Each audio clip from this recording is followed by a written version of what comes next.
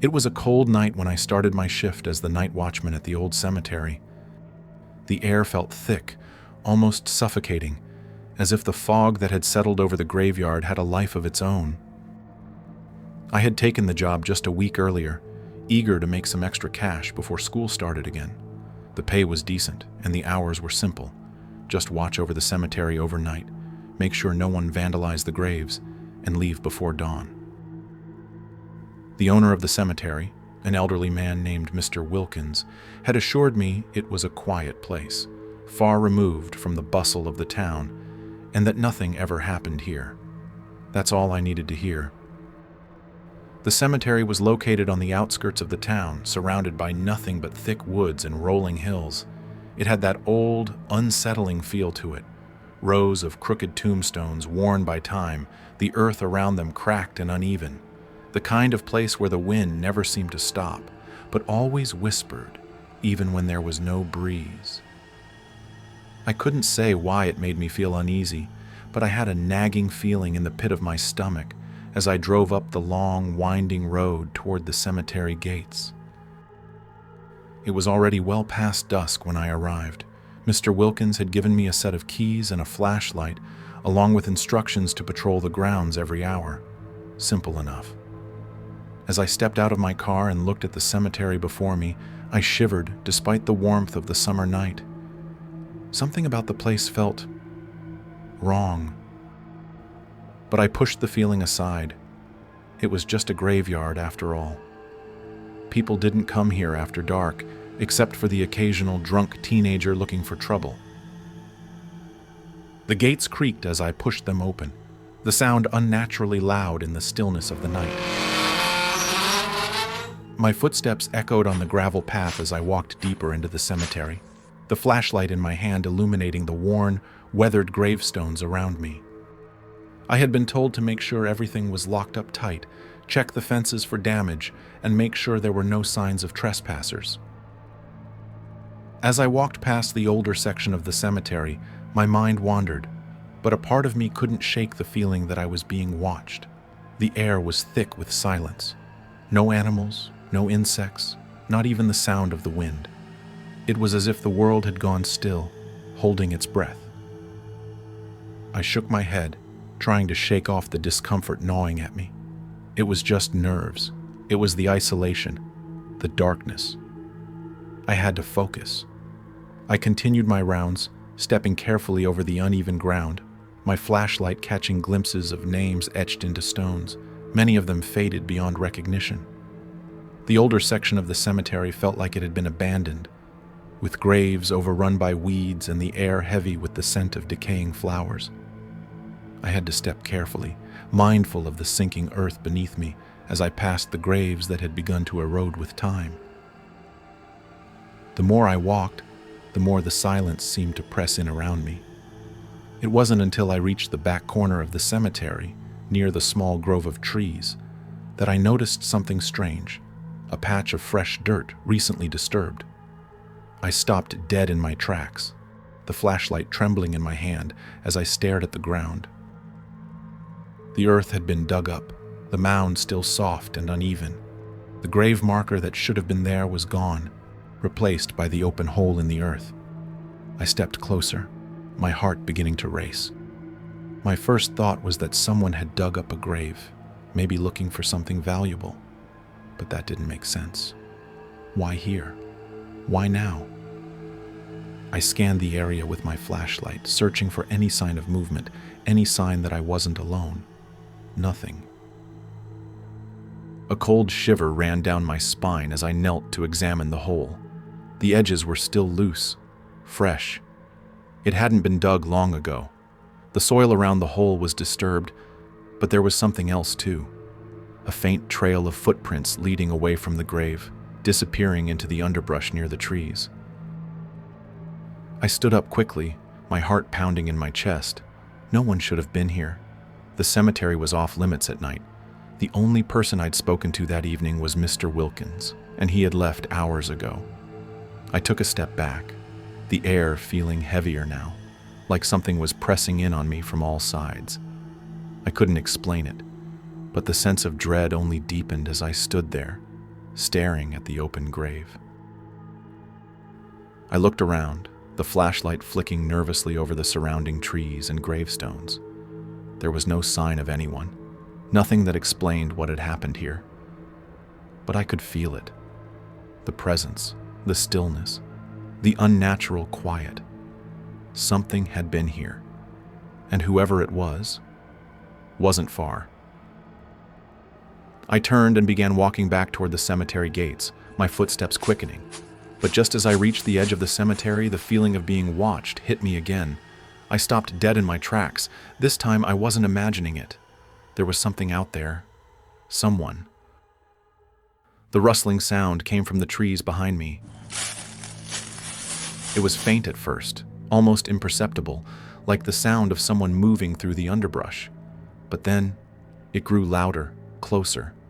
My heart leapt in my chest, and I spun around, flashlight held high. Nothing.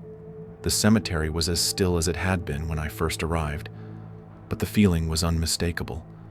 Someone, or something, was out there, and it was getting closer. I swallowed hard, my breath coming in short gasps as I tried to calm myself down. I was just hearing things, just nerves. But the footsteps continued, the sound growing steadily closer until it felt like they were right behind me. I couldn't move. My legs felt frozen to the ground, as if the weight of the cemetery itself was holding me in place. The footsteps grew louder, more deliberate, and I could almost feel them, each step vibrating through the soles of my boots, the air becoming thick with tension. My mind screamed for me to run, to get out of here, but my body betrayed me. I stood there, flashlight trembling in my hand, heart racing as I tried to make sense of what was happening. The sound came again, closer now. It wasn't just footsteps. There was something else to it, something unsettling about the way it sounded. A shuffle, a drag, as if whoever or whatever was out there wasn't walking at all, but dragging themselves across the ground inch by painful inch. I turned my head slowly, scanning the foggy graveyard. The beam of my flashlight sliced through the thick mist, catching glimpses of the old graves, their crumbling markers leaning at odd angles, casting long, twisted shadows that seemed to dance on their own. The trees at the edge of the cemetery swayed slightly, the branches creaking in the wind, but there was no one. Nothing. I swallowed hard, forcing myself to take a step forward. Maybe it was an animal, some stray dog or raccoon that had wandered in. The cemetery wasn't exactly a popular spot for people, but animals were a different story. I had to push through this fear. I couldn't let it get to me.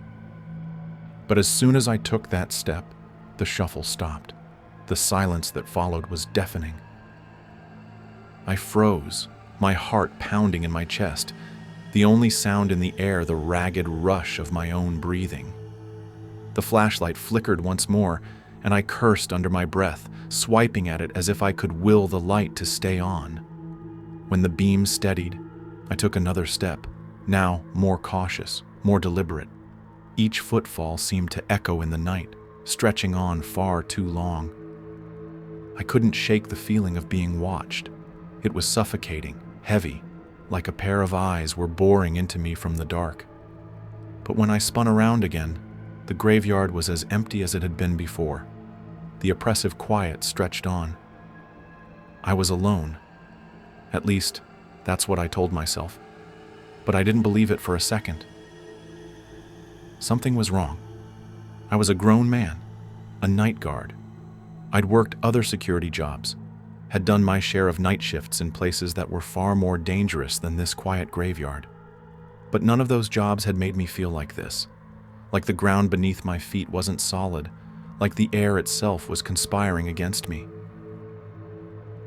I took a deep breath, wiped my palms on my jacket, and told myself again, just a bit louder this time, that it was nothing. Just nerves.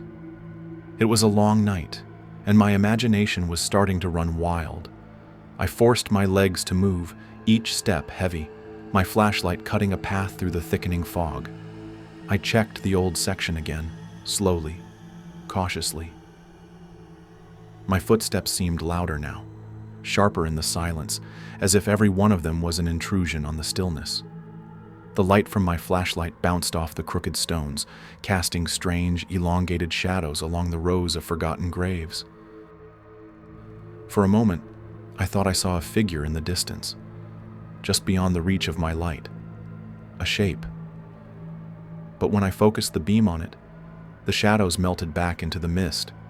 It was nothing, just the angle of the light, just my imagination. But still, I couldn't shake the sense that I wasn't alone. Something wasn't right. I found myself back at the spot where the disturbed grave had been, the hole now yawning open in the earth like a mouth waiting to swallow anything that dared get too close. It looked almost untouched, no more fresh than before, but I couldn't escape the eerie feeling that something had been here. The footprints still lingered in the dirt, trailing off toward the underbrush. I stepped closer to the hole, the light flickering again. This time, I didn't try to fight it. The beam dimmed, sputtered, and finally, with an audible click, went out completely. Darkness.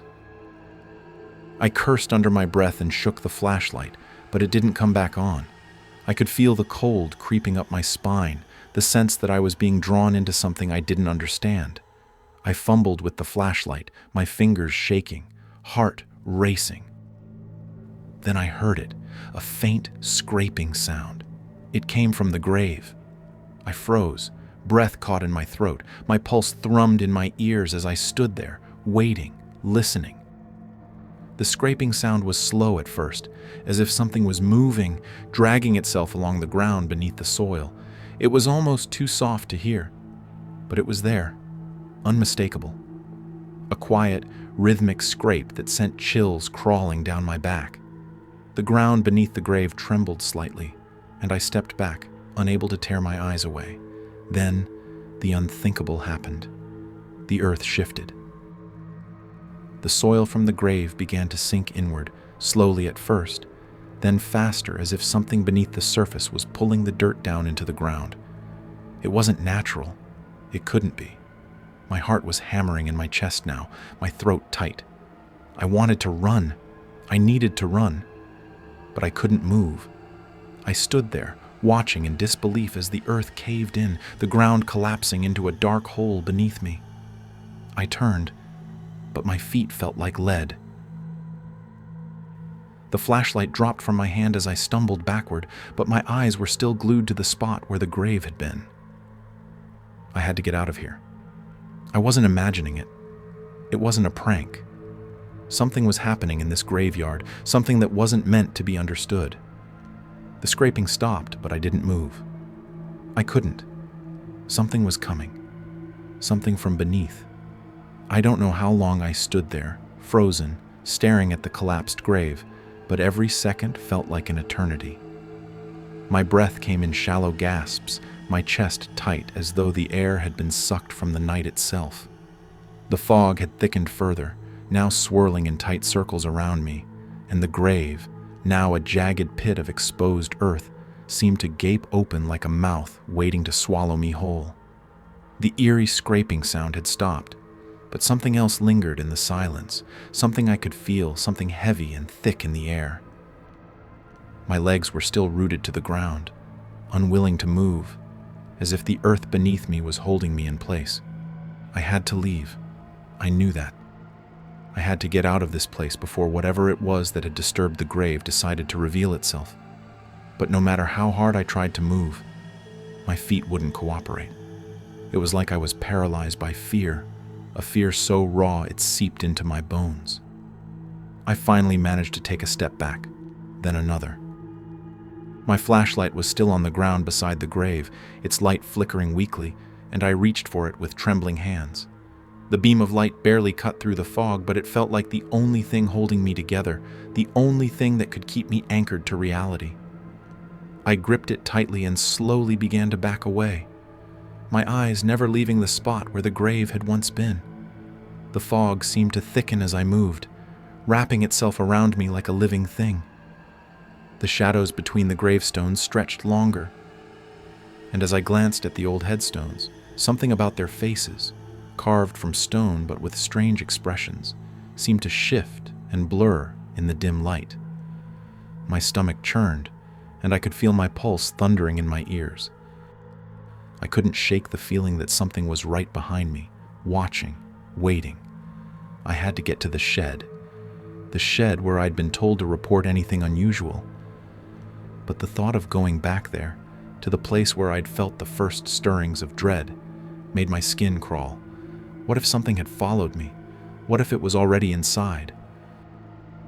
The feeling of being watched intensified, the pressure building around me. I couldn't run. I couldn't scream. All I could do was move forward, my feet dragging through the damp ground, my eyes scanning every corner of the cemetery. As I neared the edge of the cemetery, the mist seemed to swallow the path, obscuring my vision. Every step felt like it took me further away from sanity, further into a nightmare I couldn't escape. I turned the corner of a crumbling mausoleum, and that's when I saw it. At the far end of the cemetery, just past the gate, a figure stood. The figure was barely visible in the fog, a silhouette against the backdrop of the cemetery. It was tall, impossibly tall. Its limbs stretched out unnaturally long. It stood perfectly still, staring at me with eyes that seemed to glow in the darkness. Red. I froze again, my breath catching in my throat as my mind raced to make sense of what I was seeing. Was it a person? No. People didn't move like that. People didn't stand like that. I couldn't see any features, no distinct shape beyond the shadowy outline, but the presence was undeniable. It was watching me. The red eyes burned through the fog, searing into me, and the weight of the stare felt suffocating. My heart pounded in my chest as I took an involuntary step back, but I immediately stopped myself. Don't run, don't panic. If you run, it will follow you. I stood paralyzed in place, my feet cemented to the ground, unable to tear my gaze away from the figure. A cold sweat broke out across my skin as the figure took a single step forward, then another, its long, skeletal limbs gliding smoothly across the ground. My instincts screamed at me to run, to turn and bolt for the gates, for the safety of the outside world. But my body betrayed me. I couldn't move. The figure stopped about 10 feet away, and I could feel the presence of it, the weight of its gaze pressing down on me. My breath quickened, but there was no sound. The air was thick, suffocating, and every part of me screamed to break free from its gaze, but I was frozen. Then, just as suddenly as it had appeared, the figure turned and began to walk away. It moved slowly, gliding through the fog as if it was weightless, its form blending with the mist, and within moments it was gone, disappeared into the thick shroud of fog that had overtaken the cemetery. I stood there, my mind struggling to comprehend what had just happened, my heart racing so fast I thought it would burst. I wanted to run, I wanted to scream, but my voice was trapped inside me, swallowed by the oppressive silence of the graveyard. I turned and ran for the shed. Each step felt heavier than the last, the ground beneath me soft and unstable, as if the cemetery was trying to pull me down into it. I stumbled, tripping over the uneven earth, but I didn't stop. I couldn't stop. I reached the shed, my hand fumbling for the door as I pushed it open. The creak of the door seemed deafening in the stillness. Inside, I slammed the door shut and locked it, pressing my back against the wood as if that would keep whatever was out there away. My breath was ragged, my heart still pounding in my chest. I glanced around the shed, trying to find something to ground me, something to hold on to. The desk where I'd been sitting earlier was still there, the chair overturned, a few tools scattered on the floor. But there was something else too, a presence, an energy in the air that I couldn't explain. It wasn't just the fear that had overtaken me. It was something else. Something in this shed was wrong. And then I saw it. On the floor near the far wall, something dark and sticky glistened in the light of my flashlight. At first, I thought it was just a spill, maybe something from the tools or the equipment. But when I moved closer, My stomach turned. It wasn't oil. It was blood. A thin, dark trail led from the puddle across the floor, snaking toward the door I had just closed. My blood ran cold. I wasn't alone. Someone, or something, had been here while I was out patrolling, and it was still here. The blood on the floor was thick and dark, but it wasn't just the sight of it that made my stomach twist. It was the realization that it hadn't been there before. The shed was supposed to be empty, just tools and a dusty old desk. There was no way I could have missed a puddle of blood when I first arrived, not in this small, cramped space. This had been left here while I was outside. A cold sweat broke out on my forehead as my mind raced. What could have been here? The blood was fresh, but there were no footsteps leading to it, no signs of any struggle. It just appeared. I swallowed hard, trying to keep my composure. I was a grown man. I'd faced worse situations than this before. I could handle it. But I couldn't ignore the growing sense of dread that had taken root in my chest. There was something else in the shed with me. I could feel it, a presence in the air that made every breath I took feel too shallow, like the air had become thicker, harder to breathe. My hands were shaking now too, and I could barely hold the flashlight steady as I searched the shed for any sign of what had happened. The tools were scattered across the floor, the desk overturned, papers scattered, as if someone had gone through them in a hurry. But there was nothing to indicate who had done it, or why. I turned my attention back to the blood, the dark trail leading from the puddle toward the door I had just closed, the door that hadn't made a sound when I locked it. I stepped forward, my heart hammering in my chest. My breath was too loud in the silence, and the light from the flashlight flickered again, making the shadows in the room seem to stretch and distort. It was like the shed was closing in on me, the walls narrowing with each passing second. I swallowed again, trying to steady myself. I had to get out of here. I had to get back to the gate, to the road, to anywhere that wasn't this graveyard. I took another step forward, my legs trembling. The air felt colder now, the darkness around me growing deeper. And then I heard it, a soft shuffle, like the dragging of something heavy across the floor. It was faint at first, barely perceptible, but it was there. My blood ran cold as I spun around, shining the flashlight in every direction, but there was nothing. Just the tools scattered across the floor, the overturned chair, the desk. The room felt empty, but it didn't feel empty. I held my breath, listening. The shuffle came again, closer this time, but there was no one there. It came from behind the desk. I took a step back, my hand tightening around the flashlight. The shuffle stopped, and for a moment, there was only silence. A silence that seemed to suffocate everything around me, as if the air itself had frozen. I knew something was wrong. I could feel it in my bones, but I had to check. I had to know what was hiding behind that desk. I forced myself to move, my feet dragging against the floor like I was wading through deep water. The shadows in the shed stretched long and ominous, reaching toward me like fingers desperate to pull me into the dark. I reached the desk and leaned over, shining the flashlight into the narrow space behind it. There, in the farthest corner, hidden in the shadows, I saw it. A figure. It was hunched over, its back turned to me, but I could see the outline of its body, the way it trembled in the dim light. It was like it didn't want to be seen, hiding in the corner, waiting. I couldn't make out any details. The figure was too still, too quiet, almost like a shadow itself, blending into the darkness. But it was there, and I was sure it had been watching me. My breath caught in my throat as I stepped closer, my feet making no sound against the floor. I had to know what it was. What was hiding in this shed with me? But as I got closer, the figure began to move. slowly, deliberately. My heart skipped a beat. It wasn't moving like a person. It was jerky, unnatural, as though each movement was forced. The light from my flashlight flickered again, and for a moment I thought I saw its face. Pale, twisted, with hollow, sunken eyes. I stumbled backward, nearly tripping over the overturned chair. My heart slammed against my ribs as I spun around and ran for the door.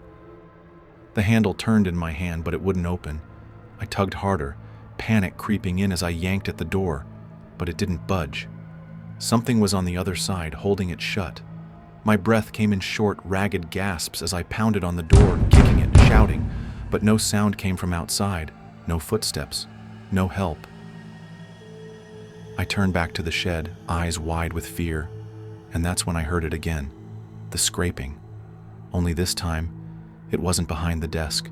It was coming from the floor, the walls. The air itself seemed to vibrate with the sound, and the shed began to shake, as if the earth beneath it was alive, pulling at the walls, dragging them downward. I could feel the shed sinking, the floorboards creaking and groaning under the weight of whatever was beneath. I backed up toward the corner, my eyes darting around in the dark, trying to make sense of what was happening. But nothing made sense anymore. There was no logic, no explanation. It was just terror. The scraping grew louder, closer, and then I saw it. A hand. A pale, thin hand reaching up from the floor, its fingers clawing at the boards, dragging itself closer. My stomach lurched, and I screamed, but no sound came out. I turned and grabbed the shotgun from the locker, my hands shaking as I fumbled with it, trying to load it, trying to make some sense of what was happening. But I couldn't. The fear had paralyzed me. The hand was getting closer, and I didn't know if I could stop it. I could feel the weight of the shotgun in my hands, but it was no comfort. The fear that had gripped me in that shed was like a vice around my chest, squeezing tighter with every passing second. The hand, long, pale, and impossibly thin, scraped against the floorboards, its nails digging into the wood with a sickening screech that made my teeth ache. The air in the shed felt colder, like the very walls were closing in on me, and every breath I took seemed to get shorter, shallower. I had to do something. I had to stop it. I couldn't just stand there and wait for whatever was coming to crawl out of the floor. My hands were shaking uncontrollably as I tried to load the shotgun. I fumbled with the shells, dropping them onto the floor, cursing under my breath as I tried to stuff one into the barrel. I could hear the scraping getting louder, the sound growing closer, and I knew, whatever was coming for me wasn't going to stop until it had me. The floorboards creaked, and the sound stopped. For a second, I thought it was over. Maybe it was just a figment of my imagination, some twisted trick my mind had played on me after a long, tiring night. But then I saw it again, the hand. It shot up from the floor with a violent jerk, grabbing hold of the edge of the boards, and with a horrible, wet sound, it pulled itself upward, dragging its way out of the floor. The rest of its body followed. I couldn't breathe. The shotgun, which should have been my lifeline, felt like a toy in my hands, useless and small. The thing that emerged from the floor wasn't human. It had long, contorted limbs, its skin stretched tight across its bones, with patches of raw, mottled flesh where the skin had peeled away. Its face, if you could even call it a face, was a twisted mess of exposed muscle and bone, hollow eyes staring at me from deep within its skull. Its mouth opened with a wet sucking sound, revealing rows of sharp, jagged teeth, and I could hear the slow, guttural breath it took, like it was savoring the moment before it came for me. It was coming for me. I couldn't move. My mind screamed at me to run, to shoot, to do something, but I was paralyzed. The creature's gaze was fixed on me, its hollow eyes narrowing as it pulled itself closer. I could see the way its body twisted unnaturally, its joints bending in all the wrong directions, and each movement was jerky, like it was dragging itself against its own will. Finally, instinct took over. I raised the shotgun, my finger pressing hard against the trigger, but I didn't fire. I couldn't. My hands were still trembling too violently to aim properly, and for a moment I thought that if I fired, I'd miss. That if I fired, I'd just make it angrier. It was so close now, so close I could smell the rot on its breath, the stench of decay mixing with the musty air of the shed. My heart hammered against my ribcage, my breath coming in sharp, panicked gasps. But still, I couldn't pull the trigger. The fear had rendered me useless, immobilized. It was as though my body had forgotten how to act, how to fight back. The creature's mouth stretched wider, impossibly wide, revealing rows of teeth that seemed to reach for me, as if it wanted to swallow me whole. Its tongue flicked in and out, tasting the air. And then, in a voice that was nothing but a raspy hiss, it whispered something. I couldn't understand it. The words were garbled, twisted, and they seemed to come from everywhere at once, from the walls, the floor, the air itself. It was like the creature wasn't speaking at all, but simply thinking its words, and those thoughts had found their way into my mind.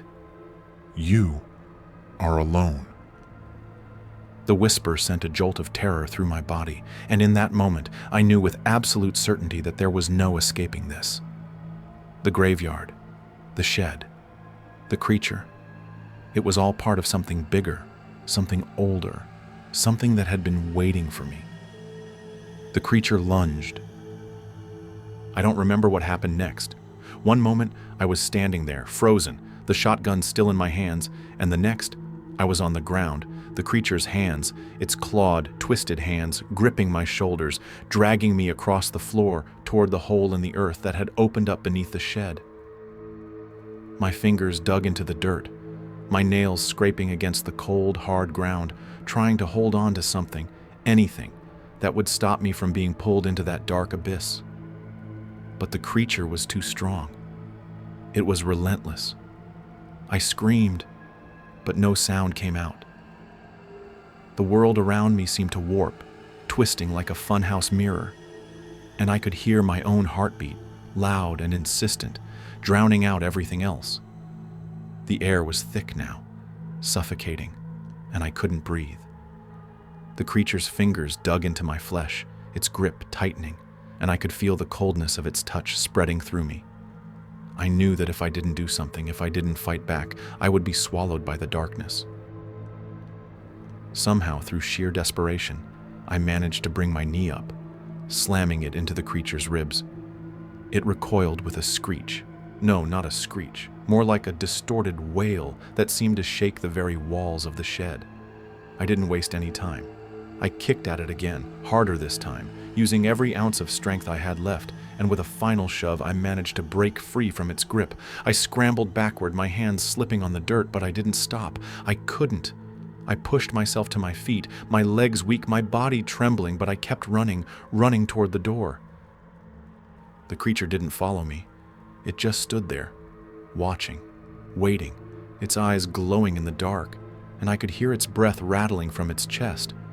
I reached the door of the shed, my hand gripping the handle with desperation, and this time, when I yanked it open, it gave way. I didn't look back. I couldn't.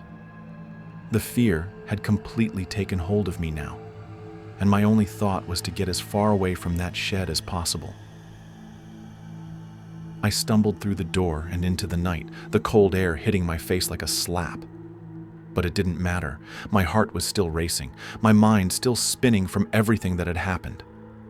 I could hear the creature, its breathing still echoing in my head, even though I knew I was no longer in the shed. The darkness outside the shed seemed less oppressive, but I couldn't shake the feeling that something was still there, lurking, just beyond the edge of the trees, waiting for the right moment to strike again. The cemetery was vast, and I knew I had to reach the gates, had to get out of this place before it swallowed me whole. The fog had thickened even more, and it wrapped itself around me like a blanket, making it almost impossible to see anything more than a few feet in front of me. But I wasn't going to let the fog slow me down. I pushed forward, my legs burning with every step, my breath coming in ragged bursts as I ran through the graveyard. As I neared the gates, something stopped me. A whisper. At first, I thought it was just the wind, but it was too clear, too distinct. The sound of the creature's voice from that horrible moment in the shed. I stopped dead in my tracks, my body trembling uncontrollably, as the voice began to seep into my mind again. It was like the creature's words were crawling under my skin, sinking into the marrow of my bones. You are alone. It wasn't just a whisper. It was a command, a declaration that echoed in the deepest parts of me. And for the first time I realized it was right. I was alone. The world around me seemed to pulse with that realization. The fog, the trees, the gravestones, all of it seemed to close in on me. I wasn't just in a graveyard. I wasn't just some man doing a job. I was part of something much darker, something ancient that had been waiting for me.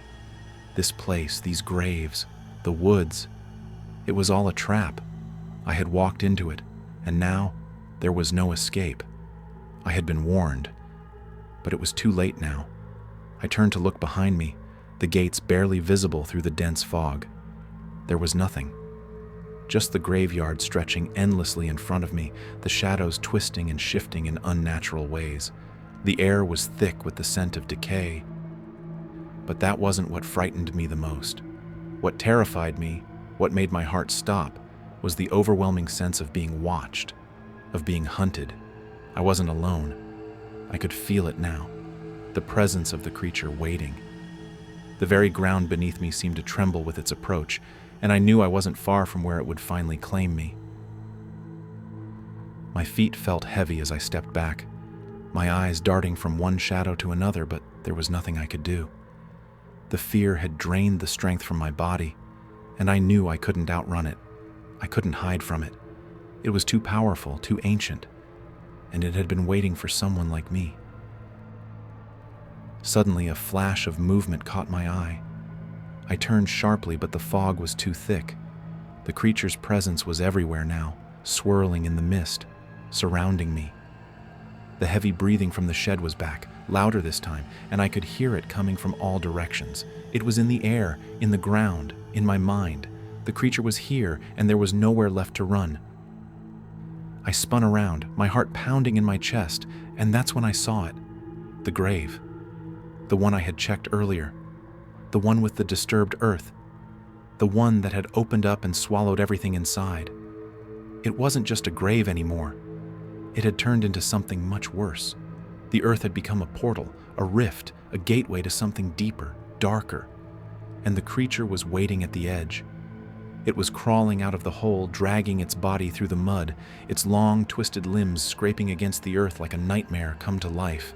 Its eyes glowed with an unnatural red hue, and its mouth opened wide, revealing rows of jagged teeth. But it wasn't just any monster. This thing, this creature, it was the graveyard itself. It was born of the earth, forged from the bones of the dead, and it had been lying in wait for someone like me to come along, someone foolish enough to take the job as night watchman. The realization hit me like a punch to the gut. I had been warned by the whispers, by the creatures, by the very shadows themselves.